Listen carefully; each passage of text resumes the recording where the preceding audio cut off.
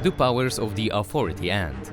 What if the government institution forces you to do something you consider inappropriate or forbids important and relevant actions? And what if defending your freedom is connected with risking the life of others? The movie Captain America: Civil War covers the very important issue, whether or not some action should be regulated by the law. Also, it presents the conflict which arises between superheroes. Because of the unwanted and dangerous effects of Avengers' actions, all people with supernatural forces have to decide. They can accept the supervision of UNO or cease their activities.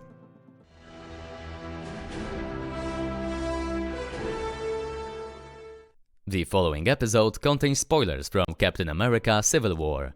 At the very beginning, we have to mention that both Iron Man and Captain America represent two different sides of the conflict. However, we would not expect them to support ideas contrary to their beliefs.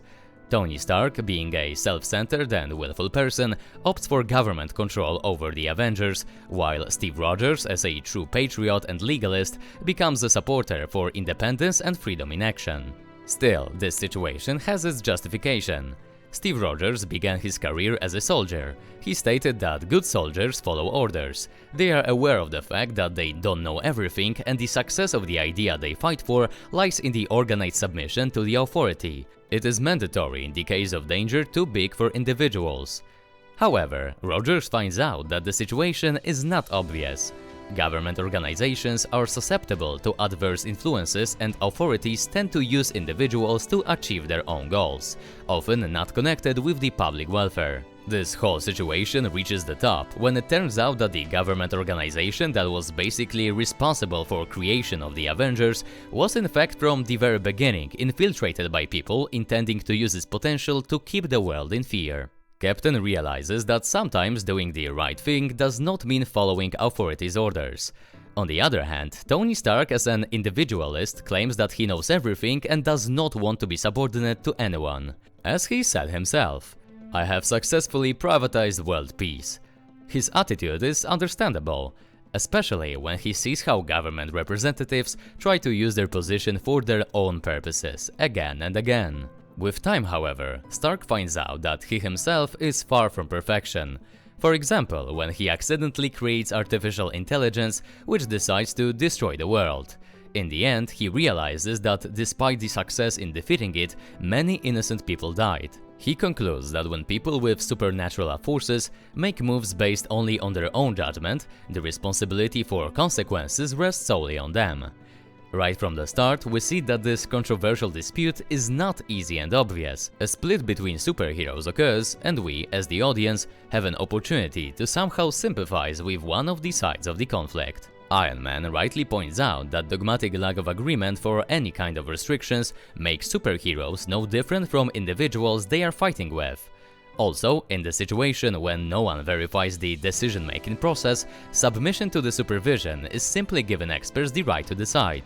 On the contrary, Captain America rightly states that relinquishing the responsibility to a government agency is not necessarily a good thing, especially if the issue concerns moral and ethical choices and may result in going against oneself. What is more, he points out that governments are always led by people having different goals, and these goals may vary. This is an important point in the context. Any privileges or control opportunities given to the government are given not only to those currently in power, but also to all those who will take over in the future. Successors may already have completely different views on certain issues. As the story progresses, we see that the team members' disagreement causes open conflict. They begin to act according to their beliefs. Captain America and some of the other characters decide to stick to their principles, even against the UNO decisions. A dispute over Steve Rogers' friend accused of murdering diplomats quickly pushes them into conflict with the rest of the heroes who are willing to follow the law and accept the supervision. At the same time, however, Captain experiences the problem of people with supernatural powers acting on their own. When Prince T'Challa decides to track down and kill the murderer of his father, he wants to do this beyond any legal rules because he follows tradition and his personal value system. The problem lies not only in the method of getting justice, but also in the fact that the prince was simply wrong. Bucky did not kill his father. In this case, it would mean an unnecessary tragedy. It shows that while sticking to the will for having freedom and a lack of control, we can easily notice negative effects of such an attitude when other people do the same. Tony Stark, after making his point and bringing rebellious heroes to justice, realizes that the practice of government control does not look like it was presented. It turns out that the government institutions were wrong. Used control measures were unverified and questionable, and Steve's friend was falsely accused. Bucky may have died because of the authorities' mistake. That is why Iron Man decides to solve the problem behind the back of his new authorities, at the same time agreeing with Steve and admitting that in some cases acting beyond norms and law regulations is fully understandable. Of course, it does not solve the dispute between those two main characters, as they are still involved in personal conflict. Their final confrontation happens in a place where both of them are under no control. At least, they both agree that despite noticing the disastrous potential effects of superhero self-ruling, they don't want to be fully controlled by higher authority. What is more, the movie does not provide any clear answer or solution to the government control problem.